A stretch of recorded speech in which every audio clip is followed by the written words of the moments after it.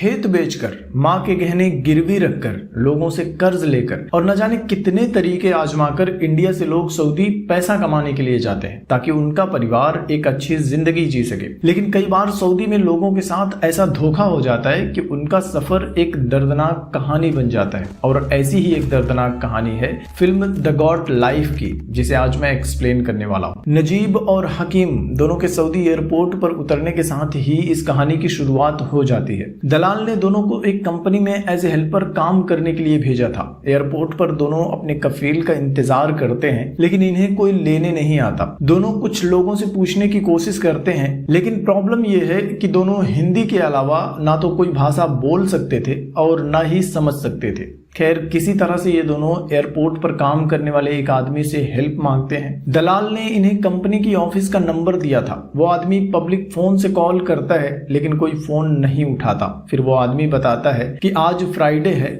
Office बंद होगा, इसलिए कोई फोन नहीं उठा रहा है, तो तुम दोनों इंतजार करो, कोई ना कोई तुम्हें लेने आ जाएगा। काफी देर तक इंतजार करने के बाद एक अरबी इनके पास आता है। वो पहले से ही काफी गुस्से में था और अरबी में उन दोनों से कुछ बातें कहता है जो इन्हें समझ में नहीं आती, लेकिन इन दोनों को लगता है कि शायद यही हमारा कफील होगा। फिर वो अरबी अंदर चला जाता है और थोड़ी देर बाद बाहर आता है, और इस बार आते ही वो अरबी इन दोनों से इनका पासपोर्ट और वीजा कॉपी ले लेता है और इन्हें अपनी खटारा गाड़ी में बैठने के लिए कहता है। नजीब को प्यास लगी थी, वो अरबी से पानी मांगता है, लेकिन अरबी को इनकी भाषा समझ में नहीं आती और वो अरबी में इनसे कहता है कि देखो, तुम ऐसे बड़बड़ाना बंद करो और चुपचाप गाड़ी में बैठ जाओ। और ये दोनों गाड़ी में बैठ जाते हैं। रास्ते में हकीम कहता है कि हमें घर पर फोन करके बता देना चाहिए कि हम पहुंच चुके हैं, नहीं तो अम्मी परेशान होंगी। वो अरबी से किसी टेलीफोन बूथ पर गाड़ी रोकने के लिए कहता है, लेकिन अरबी उल्टा इन्हें डांट कर चुपचाप बैठे रहने के लिए कहता है। और काफी देर तक गाड़ी चलाने के बाद आखिरकार वो एक जगह पर गाड़ी रोकता है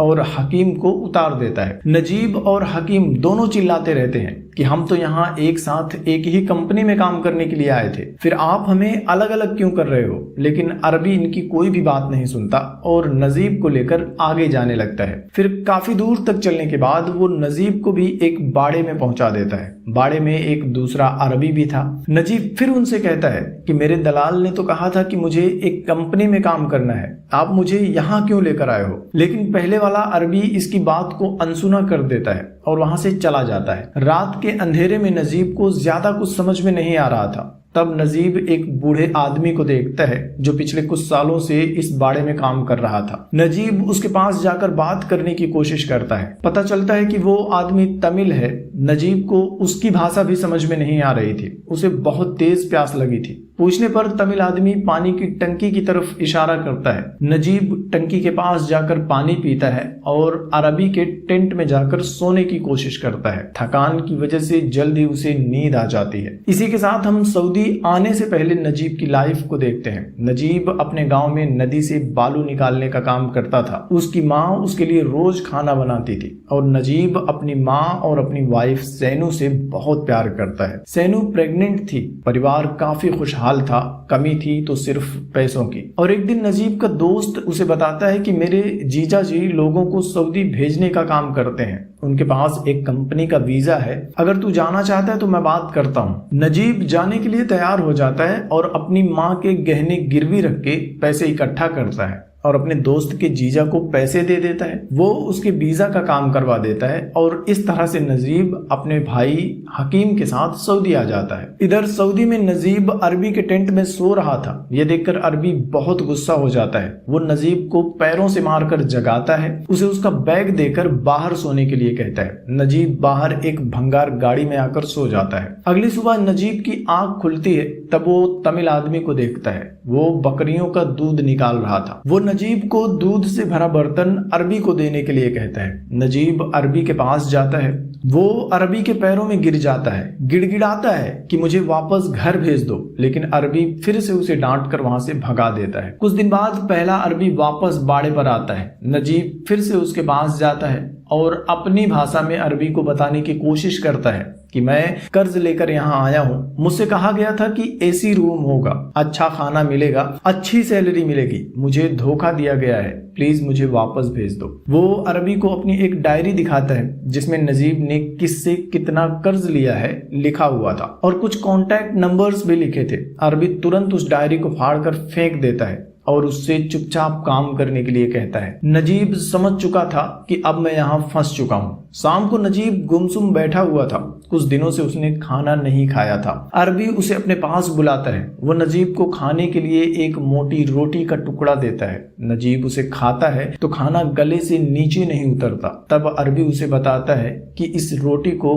पानी में डुबो कर खाओ। खाने के बाद नजीब उस तमिल आदमी के पास जाता है, उससे पूछता है कि तुम्हारा नाम क्या है, तुम यहाँ कितने सालों से काम कर रहे हो। जवाब मिलता है कि मुझे याद नहीं। अगली सुबह नजीब पानी लेकर हगने बैठा था, तभी अरबी आकर उससे पानी छीन लेता है और उसे बालू से साफ करने के लिए कहता है, क्योंकि वहां हफ्ते में एक बार पानी का टैंकर आता था और टंकी में पानी भरकर चला जाता था। इस बार जब टैंकर आता है तब नजीब ड्राइवर के पास जाता है। ड्राइवर को हिंदी आती थी। नजीब उससे हेल्प मांगता है। अरबी उन दोनों को बात करते हुए देख लेता है और अपनी बंदूक लेकर वहां पहुंच जाता है और नजीब को मारकर बेहोश कर देता है। अगली सुबह नजीब की आंख खुलती है तो अरबी उसे बकरियों का दूध निकालने के लिए कहता है। नजीब आसपास देखता है तो तमिल आदमी उसे दिखाई नहीं देता। नजीब दूध निकालने की कोशिश करता है तो बकरी उसे लात मारती है। खैर धीरे धीरे नजीब दूध निकालना सीख जाता है। फिर अरबी के कहने पर वो बकरियां चराने के लिए भी जाता है। सारी बकरियां इधर उधर भाग रही थी। कई दिनों की मुश्किलों के बाद धीरे धीरे वो बकरियां चराना सीख जाता है।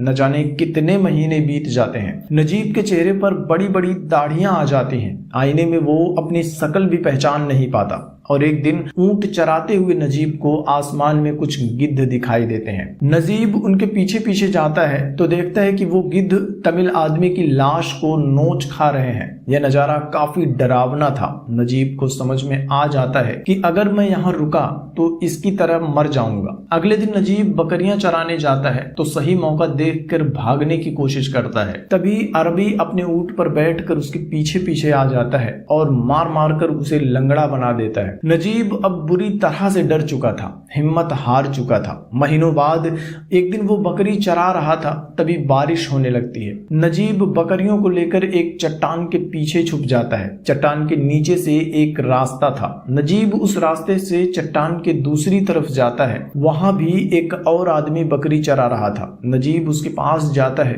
वो कोई और नहीं, नजीब का भाई हकीम था। न जाने कितने महीनों या सालों के बाद दोनों एक दूसरे को देखते हैं तो गले लगा लेते हैं। हकीम बताता है कि कुछ दिनों पहले ही मेरा कफील मुझे पुराने बाड़े से यहाँ लेकर आया है। लेकिन तभी हकीम का अरबी नीचे बकरियों के पास पहुंच जाता है। उसे देखते ही हकीम अपने बकरियों के पास जाने लगता है, क्योंकि दोनों को पता था कि अगर अरबी ने उन्हें साथ में देख लिया तो बहुत मारेगा और फिर से दूर दूर कर देगा। कुछ दिनों बाद हकीम एक अफ्रीकन साथी के साथ आता है। वो नजीब को बताता है कि इस आदमी का नाम कादिरी है और ये भागने में हमारी मदद करेगा। कादिरी पहले भी उस इलाके में काम कर चुका था, उसे रास्ता मालूम था। कादिरी उन्हें बताता है कि कुछ दिन बाद कफील के बेटी की शादी है। उस दिन बाड़े पर रखवाली करने वाला भी कोई नहीं होगा और उस दिन हम लोग यहाँ से भाग जाएंगे। शादी की सुबह बाड़े से सभी अरबी चले जाते हैं। उनके जाते ही नजीब को आजादी मिल जाती है। वो अपने सारे कपड़े उतार देता है, पानी की टंकी के पास जाता है, नहाता है और अपने कपड़े पहनता है जिसे आज तक उसने संभाल कर रखा था। तभी हकीम और कादिरी वहां आ जाते हैं और तीनों आजादी की उम्मीद लेकर सफर पर निकल जाते हैं, बिना इस बात की परवाह किए कि उनका यह सफर कितना मुश्किल होगा। सुनसान बेजान रेगिस्तान में उन्हें दूर दूर तक कोई नजर नहीं आता। चलते चलते रात हो जाती है। अगली सुबह आंख खुलते ही ये लोग फिर से चलना शुरू करते हैं। प्यास से इनका गला सूखने लगता है। हकीम को थोड़ी दूर पर पानी दिखाई देता है। वो दौड़कर जाता है तो पता चलता है कि वो धूप में चमकती हुई रेत को पानी समझ रहा था। पानी तो नहीं था, लेकिन वहां पानी ना मिलने की वजह से एक ऊंट मरा पड़ा था। खैर ये लोग कुछ दिनों तक चलते रहते हैं, लेकिन अब वो रास्ता भटक जाते हैं। वो बस सूरज की दिशा में चलते जा रहे थे। धूप और प्यास की वजह से उनकी हालत खराब हो जाती है और प्यास की वजह से तड़पते हुए हकीम की मौत हो जाती है। नजीब अपनी आंखों के सामने अपने भाई को तड़पता हुआ, मरता हुआ हुआ देखता है लेकिन कुछ कर नहीं पाता। कादरी उसे हिम्मत दिलाता है और समझाता है कि जब तक हमारी सांसें चल रही हैं हमें चलते रहना होगा। रेतीले तूफानों और धूप का सामना करते हुए वो आगे बढ़ते हैं और आखिरकार रेगिस्तान के बीच उन्हें एक जगह पर पानी दिखाई देता है। नजीब पागलों की तरह पानी की तरफ भागता है लेकिन कादरी उसे रोक देता है और फिर कपड़ा पानी में डुबाकर उसे थोड़ा थोड़ा आराम से पानी पिलाता है। कादरी को पास में ही एक बोतल मिल जाती है। वो दोनों कुछ देर तक वहां आराम करते हैं, फिर बोतल में पानी लेकर आगे बढ़ जाते हैं। रात बिताने के लिए दोनों एक जगह पर रुकते हैं और अगली सुबह जब नजीब की आंख खुलती है तो कादरी कहीं भी नजर नहीं आता। वो गायब हो चुका था। आज नजीब अकेले ही आगे बढ़ता है और आखिरकार बहुत बुरी कंडीशन में वो पक्की सड़क पर पहुंच जाता है। उसकी हालत बहुत खराब थी। कई सारी गाड़ियां वहां से गुजरती हैं लेकिन कोई भी नजीब के लिए नहीं रुकता। तब एक भला अरबी जो उस रास्ते से गुजर रहा था वो नजीब की मदद करता है,